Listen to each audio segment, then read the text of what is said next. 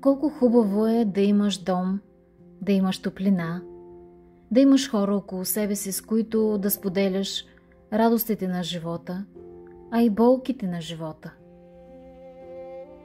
Не мога да не съм благодарна и тази година, че Бог ми е дал и дом, и топлина, и близки хора около мен. Дал ми е и вас, хора, които не познавам в по-голямата ви част, но зная, че имаме обща вяра, общи ценности, обща надежда.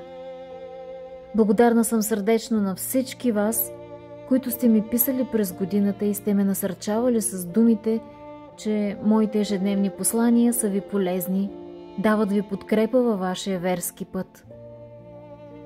Виждате ли какво прави Господ за нас? Когато използваме дарбите си в полза на другите, това изгражда всеки един от нас, дава ни чувство за общност, за дом.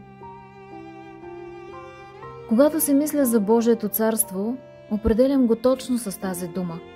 Дом. Дом за всеки. С място за всеки. С добри дарове за всеки. С бъдеще за всеки. С неспирна радост за всеки. С аромат на благодат за всеки. Весели и топли празници за всички вас, приятели! Бог да бъде винаги нашия най-обичан дом. Ден след ден.